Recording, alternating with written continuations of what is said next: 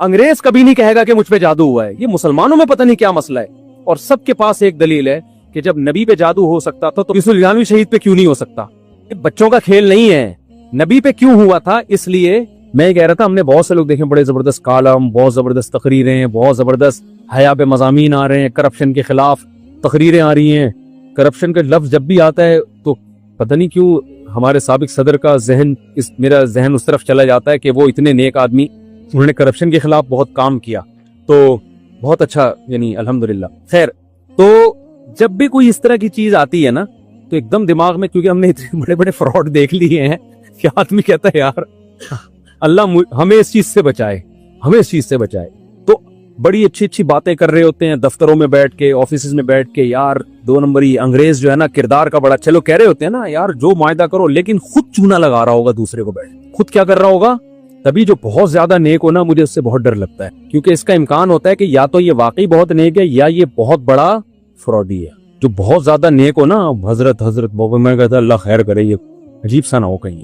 اور یہ بھی اسی سے یاد رکھو, یہ زیادہ نہیں میں بات کروں گا, بس جلدی سے آگے جا رہا ہوں, کہ جو بہت اچھا عامل ہوتا ہے نا, روحانی علاج کرا رہا ہے, اس سے یقین کر لو یہ کوئی بہت بڑی چیز ہے, یہ بہت بڑے نقصان میں ڈالے گا آپ کو. جو چھوٹے موٹے الٹے سیدھے عامل ہوتے ہیں نا, نماز نہیں پڑھ رہے, لڑکیوں سے پردہ نہیں کر رہے, وہ شکل سے چرسی لگ رہے ہیں, یہ والے عامل کم خطرناک ہیں. عاملوں کی جب بات آئے تو دل پہ لے جانے دو, اس کے بغیر ان عاملوں کی عقیدت نکلے گی نہیں. آج ایک فیملی آئی میرے پاس عصر کے بعد, ایک عامل نے طلاق دلوا دی دونوں, وہ عامل بھی بہت نیک شمار ہوتا ہے. اس کو بتایا تم پہ جادو کیا ہے, وہ لڑکی وہم میں چلی گئی مجھ پہ جادو ہے, اور وظیفے پڑھ رہی ہے, بیٹھ بیٹھ کے وظیفے پڑھ کے, اور کھوپڑی آؤٹ ہو گئی اس کی, حالانکہ کوئی جادو نہیں ہے اس کے اوپر. میاں بیوی کے اختلافات ہیں, ان کو حل کیا جا سکتا تھا. ان کی غلطی کسی بزرگ کے پاس چلے گئے, ان بزرگ نے کہہ دیا اصل میں تم پہ عملیات ہیں, تم یہ پڑھا کرو. اب بہو کو وہم ہو گیا مجھ پہ کیا ہے عملیات. اب جب وہم ہو گیا کہ عملیات ہیں تو پھر یہ بھی وہم ہوگا ساس نے کرایا ہے, نند نے کرایا ہے. وہ گھر میں ایسا چھستا بستا, گھر کی ایسی کی تیسی کرا دی. اس کی نیت نہیں ہوگی لیکن نتیجہ یہی نکلتا ہے. چھوڑو تو جارے, ٹینشنیں اتنی انہوں نے اٹھائی ہوئی ہیں, اور ایج ان کی ہو گئی, تو اس عمر میں تو یہ سب کچھ ہوتا ہے. اور آدھے سر کا درد بھی بہت سارے لوگوں میں, اس کا جادو سے کیا تعلق ہے. لیکن جا کے ان پہ جادو ہے, تو ان پہ یوں ہے, تو ان پہ فلانا ہے, تو ان کو ڈمکانا ہے. مولانا یوسف الجانوی شہید رحمۃ اللہ علیہ کو فالج ہوا تھا, فوراً روحانی علاج کے لیے بھجوا دیا کسی مکھنچو کے پاس. وہ ان پہ دم کر رہا ہے کہ قادیانیوں نے جادو کیا ہے. ہمارے حضرت مفتی رشید احمد صاحب نے ان کو بلا کے سمجھایا کسی کا باپ بھی آپ پہ جادو نہیں کر سکتا. آپ کو کیوں دماغ میں فالج, تو یہ آپ اتنی محنت کرتے تھے دماغی, چلنا پھرنا نہیں ہو, واکنگ نہ ہو, اور دماغی محنت اور ٹینشن مخالفت ہوتے تو فالج ہی تو ہوتا ہے. اور پھر ایج بھی تو کتنی تھی. انگریز کبھی نہیں کہے گا کہ مجھ پہ جادو ہوا ہے. یہ مسلمانوں میں پتہ نہیں کیا مسئلہ ہے, اور سب کے پاس ایک دلیل ہے کہ جب نبی پہ جادو ہو سکتا تھا تو یوسف الجانوی شہید پہ کیوں نہیں ہو سکتا. میں ان سے سوال پوچھتا ہوں, نبی پہ ہو سکتا تھا تو ابو بکر پہ کیوں نہیں ہوا, عمر پہ کیوں نہیں ہوا, عثمان پہ کیوں نہیں ہوا, علی پہ کیوں نہیں ہوا. اگر اتنا آسان ہوتا نا تو یہودی تو صرف پیغمبر کے دشمن تھوڑی تھے, ابو بکر کے بھی تھے, عثمان کے بھی تھے, کسی پہ بھی نہیں ہوا. کبھی سنا وہ مشہور عاملوں سے علاج کرا رہے ہوں, یا خود عملیات سیکھے ہوں حضرت ابو بکر نے, یا حصار کھینچ کے سوتے ہوں. یہ بچوں کا کھیل نہیں ہے. نبی پہ کیوں ہوا تھا, اس لیے تاکہ لوگ آپ کو جادوگر نہ سمجھیں, اس لیے اللہ نے ہونے دیا تھا. کیونکہ بار بار یہ کہتے تھے جادوگر ہیں, تو اللہ نے ہونے دے دیا تاکہ یہ الزام بھی, کیونکہ جادوگر پہ نہیں ہوتا جادو. تو نبی کو چونکہ بشر کے لوگ کامل بشر سمجھیں, اس لیے اللہ نے ہونے دے دیا. وہ بھی تھوڑا سا, زیادہ نہیں ہوا وہ, تاکہ یہ تانا بھی نہ بری ہو جائے کہ بار بار کہتے جادوگر ہیں, یہ جادو کے زور سے اتنے لوگوں کو مسلمان کر. اللہ نے ہونے دے دیا کہ چلو میں تمہاری یہ بھی کنفیوژن دور کر دوں کہ یہ جادوگر نہیں ہے, ورنہ اتنا پاورفل تم نے جادو کیا تھوڑا سا بھی اثر نہ ہوتا. اور پھر اس بہانے سورہ فلق سورہ ناس نازل ہو گئی ہمارے فائدے کے لیے کہ یہ دم کر کے سو جایا کرو. میں اس سے کہتا ہوں کہ جب نبی پر اتنا پاورفل جادو ہوا تھا, سورہ فلق سورہ ناس کا دم کرنے سے وہ ٹھیک ہو گیا, تو ہمیں ان عاملوں کے پاس جانے کی کیا ضرورت ہے. ہمیں سورہ فلق سورہ ناس کافی کیوں نہیں ہے. بات آ رہی اگر ہوا بھی ہے بالفرض, اول تو اتنی آسانی سے نہیں ہوتا, مان لو ہو گیا یار, امکان کے درجے میں مان لو, تو سورہ فلق سورہ ناس پڑھ کے پھونک لگا کے سو جاؤ نا, کیا تکلیف ہو رہی ہے تمہیں. تو اس لیے عامل جتنا نیک ہوگا نا, سمجھ لو اتنا کیا ہے ڈینجرس. بڑے بہت بڑے بزرگ کا دور بھاگو یار, یہ برباد کرے گا, کیونکہ گھر میں اس کو عزت ملے گی. میں نے دارالعلوم کرنگی کے عامل بھی دیکھے ہیں لوگوں کو الو بناتے ہوئے. آپ کیا سمجھتے ہو؟ دارالعلوم کرنگی کی بدنامی نہیں ہے اس میں, کیونکہ دارالعلوم کرنگی یا جامعۃ الرشید ایک دینی ادارہ ہے, اس نے کبھی عاملوں کا ٹھیکہ لیا ہوا ہے. بنوری ٹاؤن کی میں مخالفت نہیں کر رہا, بنوری ٹاؤن ایک دینی ادارہ ہے, فتویٰ بنوری ٹاؤن سے لو. ہم تو خود لوگوں کو کہتے ہیں یار یہ مسئلہ ہے بنوری ٹاؤن دو, اوتھینٹک فتویٰ ملے گا, ایک بہت بڑا علمی ادارہ ہے. یہ فتویٰ دارالعلوم کرنگی سے لو, اوتھینٹک فتویٰ ملے گا. روحانی علاج کی بات کر رہا ہوں, روحانی علاج نہ بنوری ٹاؤن میں، نہ جامع جو میرا ادارہ ہے جامع رشید میں، اس کی بھی مخالفت کرتا ہوں اس میں، نہ دارالعلوم کرنگی میں. سمجھتے ہو؟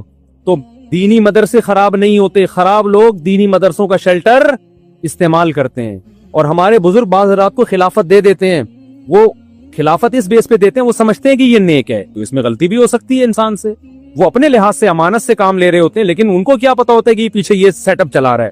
تو یہ نسبتوں سے اس موقع پہ یہ روحانی وانی کی نسبتوں سے متاثر نہ ہوا کرو کہ وہ فلانے پہنچے ہوئے. آپ بولو ہم سے بڑا پہنچا ہوا اس فیلڈ میں کوئی بھی نہیں ہے، کسی کے باپ میں دم ہے تو آؤ ہم پہ دم جادو کر کے دکھا، ایسے بول دیا کرو، کچھ بھی نہیں ہوگا. بولتے ہوئے ڈرو گے تو پھر ہو جائے گا. بعض لوگ یہ کرتے ہیں کوئی مجھ پہ کر کے دکھائے، دیکھو تو ویسے ہی نفسیاتی مریض ہے بھائی، تیرے کو تو پھونک لگاؤ گے مر جائے گا تو. وہ میں نے واقعہ سنایا تھا نا، ہمارے چھت پہ جنات آ گئے تھے وہ نہیں، وہ ڈرامے بازی ہو رہی تھی، تو وہ مؤذن صاحب نیچے جا کے میرا بیان سنا ہوا تھا کہ جنات کے سامنے کانفیڈنس ظاہر کرو تو جن نہیں ڈرتے. تو مؤذن صاحب اللہ ان کی مغفرت فرمائے انتقال ہو گیا. وہ کیا کہہ رہے، رات کو ہاتھ جوڑ کے چھت کی طرف کہہ رہے ہیں بھائی ہم لوگ تم سے ڈرتے ورتے نہیں ہیں خدا کے لیے یہاں سے چلے جاؤ. جن اگر ہوگا تو بولے گا بیٹا تیرا اسٹائل بتا رہے کہ تو جتنا ڈرتا ہے اتنا ہم نے لفٹ ہی نہیں کرائی. ہم نے کہا ہوں گے بھی تو ہماری بلا سے، حالانکہ میں ڈر رہا تھا اندر سے، ڈر اس سے نہیں رہا تھا جنات ہیں. میں کہہ رہا تھی گڑبڑ کیا ہو رہی ہے، کیونکہ چھت پہ پتھر ہل رہے ہیں، اینٹ ہل رہی ہے. ابے ہلانے والا نظر نہیں آ رہا، اینٹ کہاں سے ہل رہی ہے؟ تو طبعی خوف تو آئے گا نا انسان کو، یہ ڈرامہ کیا ہو رہا ہے. لیکن ہم نے کہا نہ کوئی تعبیر. وہ پھر پتا چلا وہ ٹینکی میں وہ گیس کا جو ہے نا پریشر بن کے وہ چیزیں ہل رہی تھی. تو بعض دفعہ کسی چیز کی لاجک سمجھ میں نہیں آ رہی ہوتی تو آپ بولو یار پتہ نہیں کیوں ہو رہا ہے، لیکن کسی وجہ سے ہو رہا ہے. جنات بھی نہیں ڈال دیا کرو یہ کر رہے ہیں. تو عجیب عجیب ڈرامے ہیں پاکستان میں. خیر اب بتاؤ کہاں سے بات چل رہی. ہاں تو میں بھی جب ایمانداری پہ بیان کر رہا ہوتا ہوں نا تو میں پہلے اپنے گریبان میں جھانکتا ہوں، بیٹا کہیں تو نہیں کہ لوگوں کے پیسے کھا کے بیٹھا ہوا، ٹھیک ہے نا، کیونکہ تقریریں کرنا بہت آسان ہوتا ہے. تو اللہ کا شکر ہے ابھی تک کی رپورٹ تو یہی ہے کہ نہیں بیٹھا ہوں اور دینے کی فکر زیادہ کرتا ہوں بجائے لینے کے. تو اللہ اسی پہ قائم رکھے. تو اللہ کی توفیق سے ہوتا ہے، انسان کے پلٹتے میں کوئی دیر نہیں لگتی. بڑے بڑے لوگوں نے پلٹتے ہوئے دیکھا ہے، تو اتنانا نہیں چاہیے کسی چیز پہ. تو میں یہ عرض کر رہا تھا کہ کنجوسوں کی دو قسمیں میں نے بیان کی تھی. ایک وہ قسم ہوتی ہے بار بار اس لیے کہ تاکہ اس سے لنک کروں نا میں، ایک قسم وہ ہوتی ہے کہ جو دوسرے کو دیتے نہیں ہیں، اس پر رحم نہیں کھاتے. اس سے بڑا کنجوس وہ ہوتا ہے جو کم بخت دوسرے کا پیسہ دبا کے بیٹھا ہوا ہے، مکان کا کرایہ نہیں دے رہا، پیمنٹ نہیں کر رہا، ترخا رہا ہے، ٹہلا رہا ہے. اسی طرح ڈاکوں کی بھی کتنی قسمیں ہیں. دو، ایک وہ ڈاکو گھر پہ آئے جوتے مار کے بھگاؤ گے آپ، جو موبائل سے لوگوں کے پیسے چھینتا ہے. وہ چور ہے جو مسجد سے چپل چراتا ہے. ایک چور وہ ہے جو اس سے بڑی بڑی چوریاں کرتا ہے مگر اس کی عزت پہ بھی کوئی آنچ نہیں آتی اور سوسائٹی میں بھی اس کی بہت زیادہ رسپیکٹ کی جاتی ہے اور عمرہ بھی کرتا ہے اور وہ حج بھی کرتا ہے. یہ چور وہ ہوتا ہے جو بہنوں کی وراثت کھا کے بیٹھا. ابا کے انتقال کو 20 سال ہو گئے، بہنوں کو حصہ نہیں دے رہا. سمجھتے ہیں؟ بیگم کی ساری تنخواہ لگ کے کھا کے بیٹھا ہوا ہے. بہت سارے مسائل ہوتے ہیں ان چوروں کے. تو یہ تمام لوگ اس آیت کے مفہوم میں داخل ہیں. وَلَا يَحُضُّ عَلَىٰ طَعَامِ الْمِسْكِينِ. اللہ نے سب سے کم درجے کے مجرم کا تذکرہ کیا اس میں کہ جس کو دوسروں پہ ترس نہیں آتا، اپنا پیسہ دوسروں پہ خرچ کرنے کی ترغیب نہیں دیتا. یہ سب سے کم درجے کا مجرم ہے. بتاؤ جو سب سے کم درجے کا مجرم ہے، جب اس کے لیے جہنم کی آگ ہے تو اس سے اوپر کے چوروں کو جنت میں جانے کی توقعات کہاں سے ہو گئی؟ ہماری سوسائٹی میں اکثر لوگ اس سے اوپر کی کیٹیگری میں آتے ہیں. یہ والے تو بہت کم ہیں جو غریب کو دیکھ کے ترس نہ کھائیں. کیا خیال ہے؟ زیادہ تر مارکیٹ میں کس قسم کے چور اور ڈاکو پائے جا رہے ہیں؟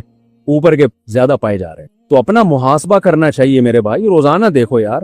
اور یہ کوالٹی اس وقت تک پیدا نہیں ہوگی، دینے کا جذبہ، جب تک دنیا کو مسافر خانہ نہیں سمجھو گے. خدا کی قسم کوئی موٹیویشن آپ کو موٹیویٹ نہیں کر سکتی. موٹیویشنل اسپیکرز کی تقریریں سن سن کے آپ کے سر کے بال گنجے ہو جائیں. خود وہ موٹیویشنل اسپیکر اس وقت تک سخی نہیں بن سکتا جب تک آخرت پر ایمان نہ لائے اور موت کے بعد کی زندگی کا قائل نہ ہو، خدا کے وجود پر اس کا ایمان نہ ہو. نہیں آئی بات میرا خیال. وجہ اس کی یہ ہے کہ دیکھو آپ اگر اللہ کو آخرت کو بیچ سے نکال دیتے ہو، اگر آپ کس کو نکال دیتے ہو؟ اللہ کو اور آخرت کو، کہ آخرت میں مجھے اجر ملے گا یہ چیز اور اللہ ہے یہ چیز نکال دو آپ، تو پھر آپ کے پاس حقائق کا تجزیہ کرنے کے لیے صرف اسباب رہ جاتے ہیں. پھر آپ کا خدا کیا بنے گا؟ اسباب. جیسے گورے نے کس کو خدا بنایا ہوا ہے؟ اسباب. وہ ہر بات کہتے ہیں بھائی کوئی لاجک ہونی چاہیے. آپ کہ نہیں اللہ کرے گا. اللہ کیا کرے گا بھائی؟ اللہ کیوں کرے گا؟ لاجک کی بات کرو یار. نلکے میں پانی نہیں آ رہا، ٹینکی میں پانی نہیں ہے، تو نلکے میں کسی کا باپ پانی لا سکتا ہے؟ بھائی آپ کو اللہ لے آئے گا کہ کہاں سے؟ آج تک تو ہم نے دیکھا نہیں ہے. نلکا کھولو گے تو پانی ہوگا تو آئے گا ورنہ کون لائے گا. کیا خیال ہے بھائی؟ لیکن اگر آپ کا اللہ کے وجود پر ایمان ہے اور آپ صحیح ایمان ہے, علم بھی ہے, ایسا وہ والا جاہلوں والا ایمان نہیں جس میں علم ہی نہیں ہوتا, وہ تو پھر اسباب ہی اختیار کرنا چھوڑ دیتے ہیں نا. تو آپ کے نلکے میں اگر پانی نہیں بھی آئے گا اور قحط پڑا ہوا ہوگا تو آپ کہو گے کہ یار ونس اپون اے ٹائم ابراہیم علیہ السلام کو آگ میں ڈالا گیا تھا, پھر بھی وہ اللہ نے بچا لیا. ونس اپون اے ٹائم بنی اسرائیل دریا کے کنارے کھڑی ہے, آگے موت ہے, لیکن پھر بھی اللہ نے بولو بچا لیا. ونس اپون اے ٹائم یوسف علیہ السلام کو کنویں میں ڈالا گیا اور پھر بنیامین دوسرے بھائی کو بھی چھین لیا گیا, لیکن اللہ نے بادشاہ بنا کے دونوں کو کس سے ملا دیا؟ یعقوب علیہ السلام سے. کیا خیال ہے؟ حالانکہ اسباب کی دنیا میں یہ ممکن بولو نہیں تھا. تو اسی طرح سخاوت کے لیے بھی اللہ پر ایمان چاہیے, ورنہ سائنسدان اور کیلکولیشن یہ کہتی ہے کہ پیسہ خرچ کرنے سے کم ہوگا, کسی کا باپ بھی بڑھا نہیں سکتا. بہت مشکل ہے یار, میرے اندر جتنا بستا میں نے لگا دیا. پراٹھوں میں آج میں نے پراٹھا بھی نہیں کھایا صبح ناشتہ. تو جب تک یہ سخاوت نہیں ہوگی, جب تک ٹائم پہ کسی کی پیمنٹ دے دینا اور دوسرے کا حق دے دینا, یہ کامل طور پہ یا تو یہ ڈنڈے کے زور سے ہوتا ہے, ڈنڈے کے زور سے ہوتا ہے, ورنہ یہ جب تک آپ کے دل میں آخرت نہیں ہوگی. کیونکہ اسباب یہ کہتے ہیں کہ پیسہ خرچ کرنے سے ہمیشہ کیا ہوتا ہے؟ کم. دنیا میں جتنے ماہرین معیشت ہیں آپ سب کو بٹھا لے, سب یہی کہیں گے کہ بھئی جب خرچ کرو گے تو 1000 تھے تو 500 رہ جائیں گے نا. لیکن اللہ کیا کہتا ہے کہ صدقہ کرنے سے مال کیا ہوتا ہے؟ بڑھتا ہے. سمجھ میں آ رہی ہے بات؟ تو اگر اللہ کو آپ ڈکشنری سے نکال دو گے تو صدقہ ہوگا. اچھا چلو فرض کر لیتے ہیں صدقہ کرنے سے مال کم ہوتا ہے, لیکن آدمی کہتا ہے چلو کم ہوتا ہے, آخرت میں تو مل جائے گا نا. تو اگر آخرت بھی آپ نے نکال دی, اللہ بھی ڈکشنری سے نکال دیا, تو آپ سخاوت کے علاوہ پھر کسی اور چیز پہ ورک کرو. آپ کہہ سکتے ہیں ہم نے تو بڑے بڑے غیر مسلم بڑے سخی دیکھے ہیں. ہوتا بھی ہے ایسا, بعض غیر مسلم حضرت ابو طالب تھے, عبد المطلب نبی کے دادا اور چچا, یہ تو غیر مسلم تھے, اس کے باوجود یہ بہت زیادہ بولو سخی تھے. خوب سمجھ لیں یہ غیر مسلم ہو کے بھی اللہ پر اور آخرت پر ایمان رکھتے تھے, کیونکہ دین ابراہیمی کو یہ مانتے تھے. شرک ایک الگ چیز ہے, مشرک سخی ہو سکتا ہے بشرطے کہ اللہ پر بہرحال ایمان رکھے, وہ الگ بات ہے. شرک کی وجہ سے اس کی سخاوت قبول نہیں ہوگی. لیکن یہ جو آج کل لبرلزم پھیل رہا ہے نا, اس میں سخاوت کا تصور نکال لیں دماغ سے. آپ بات سمجھ میں آ رہی ہے کہ نہیں آ رہی ہے؟ ان میں بڑے بڑے سخی جو اگر آپ کو نظر آتے ہیں نا, تو وہ آپ کو بڑے اس لیے لگ رہے ہوتے ہیں کہ آپ کے پاس آپ کے دکان پکوڑوں کی ہوتی ہے اور باتیں آپ کروڑوں کی کر رہے ہوتے ہیں. ان کے پاس دولت اتنی ہوتی ہے کہ اس کو سنبھالنے کا ان کے پاس کوئی ذریعہ نہیں ہوتا. اتنی زیادہ دولت میں سے پھر یہ بہت سارے ٹرسٹ کے کام کر رہے ہوتے ہیں کہ یار چلو یہاں لگا دو, یہاں لگا دو, یہاں لگا دو, کہ ظاہر ہے کتنا کھائے گا آدمی. اور پھر یہ بھی انسان میں ایک جذبہ ہے کہ میرے مرنے کے بعد لوگ تعریف کریں, زندگی میں بھی تعریف کریں. یہ بھی ایک جذبہ ہے کہ لوگ کیا کہیں گے, یار ارب پتی آدمی ہے, کبھی کسی غریب کو ایک نوالا نہیں کھلایا. جیسے آپ کے گھر میں مہمان آتے ہیں, آپ کھلاتے ہیں نا ان کو. سخاوت بعض دفعہ یہ سخاوت کی وجہ سے بعض دفعہ اس بیس پہ کھلا رہے ہوتے ہیں کہ یار نہیں کھلایا تو کیا میرے بارے میں لے کے جائے گا, کہ کیسا کنجوس آدمی ہے. یہ ہوتا ہے کہ نہیں ہوتا؟ تو یہ وہ سخاوت نہیں ہے جو اسلام چاہتا ہے. یہ تو ایک سوسائٹی کا ایک حصہ ہے کہ یار اپنی آپ کو بے عزتی سے بچانے کے لیے آپ کو خرچ کرنا پڑتا ہے. تو پوری دنیا میں یہ اصول ہے کہ جو بھی غریبوں کی مدد کرتا ہے, چاہے مسلم و غیر مسلم, لوگ اس کی کرتے ہیں, لوگ اس کی تعریف کرتے ہیں. بہت سے لبرل لوگ یہ کام کر رہے ہوتے ہیں, لیکن ان کا بڑا مقصد کیا ہوتا ہے؟ تاکہ ہمارا نام لوگوں میں زندہ رہے. یا ویسے ہی کسی غریب پہ ترس کھا لیتے ہیں, وہ تھوڑا بہت خرچ کر دیتے ہیں. وہ تھوڑا بہت آپ کو بہت لگ رہا ہوتا ہے, لیکن ان کی ارننگ کے لحاظ سے وہ بہت نہیں ہوتا, وہ بہت تھوڑا ہوتا ہے. تو حقیقی معنوں میں سخی بننے کے لیے جو اسلام جس قسم کی سخاوت آپ سے چاہتا ہے کہ دائیں ہاتھ سے دو, بائیں کو پتہ بھی نہ چلے, اور دوسروں کا حق دے دو, کسی کا حق نہ دباؤ, اس سخاوت کے لیے جب تک آپ کا آخرت پر اور اللہ پر ایمان نہیں ہوگا, آپ سخی نہیں بن سکتے. مفتی صاحب, عورت آن لائن حفظ کرا سکتی ہے؟ جی کرا سکتی ہے, خواتین کو عورتیں پڑھائیں. مفتی صاحب, میں دین کی بات سنتی ہوں تو اس پر عمل کرنے کی کوشش کرتی ہوں, اور مجھے جب گناہ کے بارے میں پتہ چلتا ہے تو مجھے اس بات کی ٹینشن ہوتی ہے کہ دوسروں کو بھی اس گناہ کے بارے میں بتاؤں. جب موقع ملتا ہے تو بتا دیتی ہوں, لیکن اگر نہ بتا پاؤں تو اس بات کی بہت پریشانی ہوتی ہے کہ مجھے بہت گناہ ملے گا, کیونکہ اس کو میں نے گناہ کے بارے میں نہیں بتایا. میری رہنمائی فرمائے. اپنے کسی گناہ کے بارے میں کبھی بھی کسی کو بتانا جائز نہیں ہے. اپنے شیخ کو بتایا جا سکتا ہے اصلاح کی نیت سے, ورنہ اپنے گناہوں پر بھی پردہ ڈالنے کا حکم ہے، جیسے کہ دوسرے کے گناہوں پہ پردہ ڈالنے کا حکم ہے۔ آج کل میڈیا میں بہت اچھالا جاتا ہے دوسروں کے گناہوں کو بھی، دوسروں کی بھی عیبوں کو، یہ ایک فیشن بن چکا ہے۔ باقی آپ اگر تبلیغ کرتی ہیں خواتین میں کسی گناہ کا پتہ چلے کہ یہ ناجائز ہے تو اس کو تو بتانا لازم ہے، تو خواتین کو بتا دیا کریں کہ یہ ناجائز ہے، یہ کام ہمیں نہیں کرنا چاہیے۔ میں نے کرپٹو کا کام شروع کیا، بعد میں پتہ چلا کہ یہ صحیح نہیں ہے۔ کسی نے کہا کرپٹو سے کمائی گئی دولت صدقہ کر دیں، تو کیا میں صدقہ خود رکھ سکتا ہوں جبکہ میں صدقے کا مستحق ہوں، یا اپنی بیوی کو دے سکتا ہوں؟ خود رکھ لیں اور آئندہ کے لیے اجتناب کریں، کیونکہ کرپٹو کی کمائی کے مشکوک کمائی ہے، تو اب جب کما لیا تو کما لیا، اب اس کو صدقہ کرنا واجب نہیں ہے، تو آئندہ بس چھوڑ دیں، آئندہ ایوائڈ کریں، اس سے احتیاط کریں۔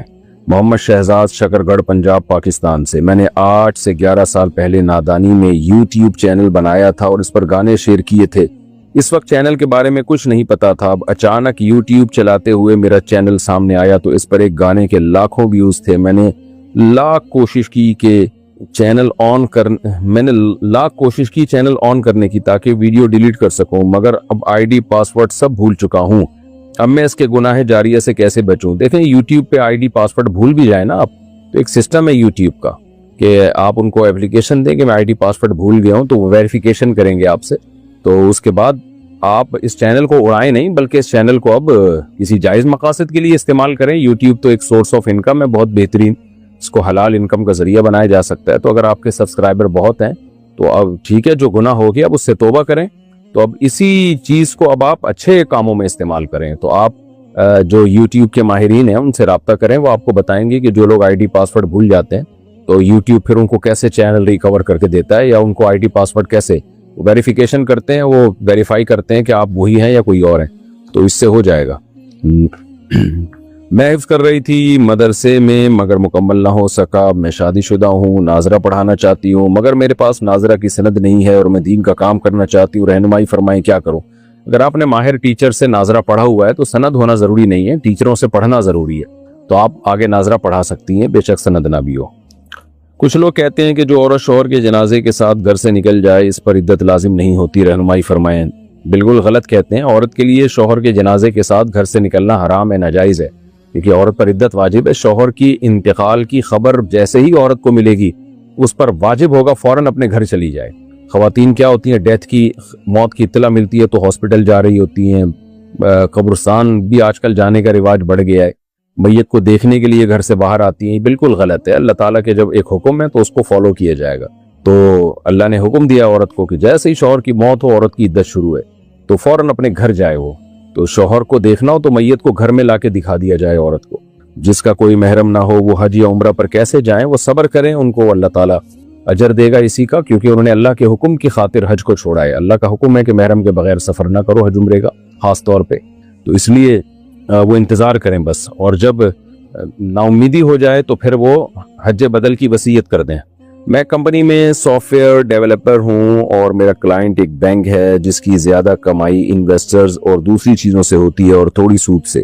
بس اس کی ویب سائٹ پر کام کرتا ہوں اور ہماری سیلری جب آتی ہے تو بینک کمپنی کو دیتا ہے اور پھر کمپنی ہمیں سیلری دیتی ہے، بینک ڈائریکٹ ہمیں نہیں دیتا۔ تو اس صورت میں جاب حلال ہے یا حرام؟ اگر حرام ہے تو کیسے ڈیل کرے؟ حلال ہے آپ کی جاب۔ میں جرمنی میں رہتی ہوں اور جرمن قانون کے مطابق ہماری طلاق ہوئی، تو کیا جب تک اسلامی طریقے سے بول کر طلاق نہ دی جائے تو طلاق واقع نہیں ہوتی؟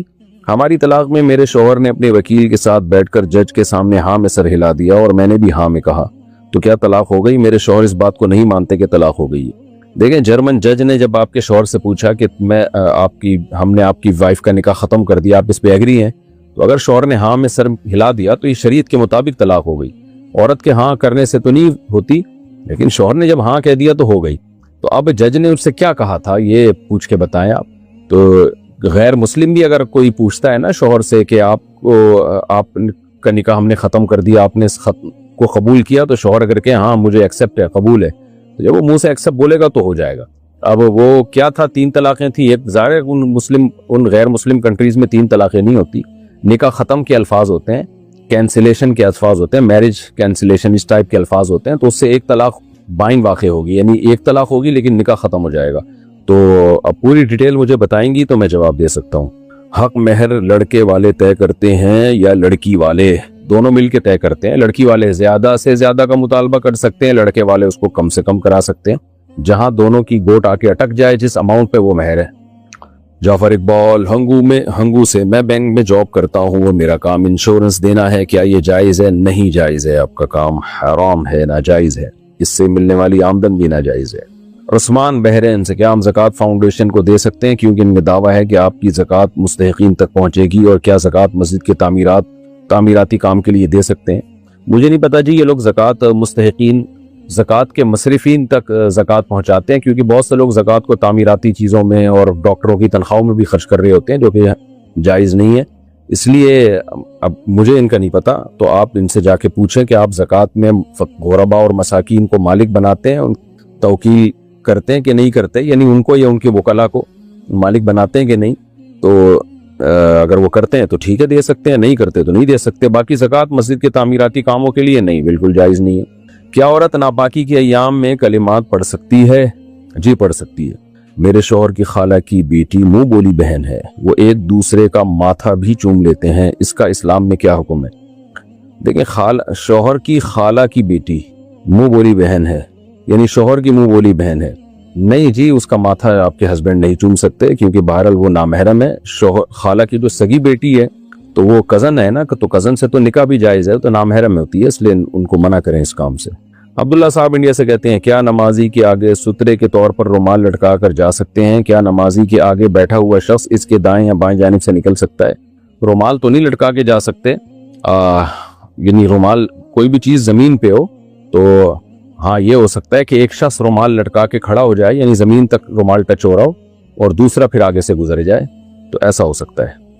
और नमाजी के आगे बैठा हुआ शख्स दाएं या बाएं जा सकता है, क्रॉस नहीं हो सकता।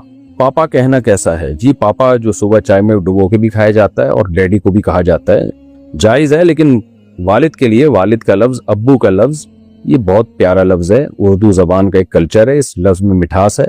तो हम लोग बहुत सी चीज़ें अंग्रेज़ों से ली हम लोगों ने, वो हमारे कल्चर का हिस्सा बन गए हैं। Dad, how are you, what are you doing, इस तरह के। तो डैड में तो वो मज़ा नहीं है, एहतराम नहीं है, जो इसी तरह पापा में भी नहीं है वो एहतराम जो लफ्ज़ अब्बू में। तो बाबा भी कह दिया करें, ठीक है, लेकिन पापा बेहतर है, ना अब्बू को कहा करें। बहरहाल जायज़ है, कोई पापा कह दे तो कोई गुनाह नहीं है, वो नाजायज़ होने की दलील नहीं है, सिर्फ अफजलियत की बात कर रहा हूँ कि अपने कल्चर को नहीं छोड़ना चाहिए। अगर कोई कंवारा लड़का होश व हवास में कहे कि मैं जब जिस औरत से निकाह करूंगा इसको 3 तलाक है, तो इसके लिए शादी की कोई गुंजाइश है? जब भी ये निकाह करेगा तो 3 तलाक़ें वाक़ हो जाएंगी। तो बाज़ लोग इस पे ये दलील देते हैं, असलाफ से अक़वाल पेश करते हैं कि निकाह से पहले तलाक नहीं होती। तो देखें, असलाफ से जो इस तरह की हदीस में फतवे हमें मिलते हैं कि निकाह से पहले तलाक नहीं होती, उसका मतलब ये है कि कोई अजनबी औरत को कह दे तुम्हें तलाक है, तो ज़ाहिर है वो जब निकाह ही नहीं है तो तलाक कहाँ से होगी। लेकिन अगर निकाह पे मुअल्लक कर दे तलाक को कि मैंने इससे निकाह किया तो इसको तलाक, तो निकाह करते ही फिर तलाक वाक़े हो जाएगी। तो अब अगर किसी ने ऐसा अल्फाज कह दिए हैं तो पागल है, उसको तो सबसे पहले कोड़े लगने चाहिए, पागल खाने में भी जमा होना चाहिए ऐसे शख्स को, अपने ऊपर बिला वजह कि उसने अजाब में डाल दिया अपने आप को। तो अब ये कि ये निकाह कैसे करेगा, इसके लिए आप जो है करीबी दारुल इफ्ता से रुजू करें, जहाँ भी आप रहते हैं वहाँ जाएं किसी दारुल इफ्ता से, तो वो आपको निकाह का ऐसा तरीका बताएंगे कि जिसमें आपको ज़बान ना हिलाना पड़े, यानी आपकी तरफ निकाह की निस्बत ना हो, वकालत के ज़रिए, फजूली के ज़रिए निकाह हो, कोई और आपका निकाह करा दे, यानी इस लड़के का कोई और निकाह करा दे और ये ज़बान से हाँ ना करे, अमल से इजाब करे। तो इसका क्या तरीका है, ये चैनल में मैं इसलिए नहीं बता रहा कि ये एक नई जंग छिड़ जाएगी और वहमियों की तादाद कम होने के बजाय और ज़्यादा बढ़ जाएगी। तो इस तरह के जो ख़ास पर्सनल नौयत के मामलात होते हैं उसको फिर किसी करीबी दारुल इफ्ता से, किसी मुफ्ती से मिलके बराह रास्त पूछ लेना चाहिए। तो आप जहाँ रहते हैं वहाँ करीब तरीन की कोई मोतबर आलिम हो, मुफ्ती हो, तो ऐसा लड़के को चाहिए कि वहाँ जाके बताए कि मैंने इस तरह के अल्फाज अदा किए हैं, तो मेरे निकाह की क्या सूरत है, वो इनको तरीका बता देंगे। अगर कोई दाढ़ी के साथ मूछें रखता है तो क्या ये जायज़ है? किस किस स्टाइल की मूछें रखना जायज़ है? आप अगर तस्वीरें बना के भेज देते 25-30 स्टाइल की, तो मैं बता देता ये वाला स्टाइल ठीक है, ये वाला ठीक नहीं है। भाई साहब, आप देखें, दाढ़ी के साथ मूछें रखना जायज़ है, लेकिन हदीस में मूछों को कटाने का हुक्म है। कितनी कटाई जाए कि होंठ का जो ऊपर का किनारा है उसका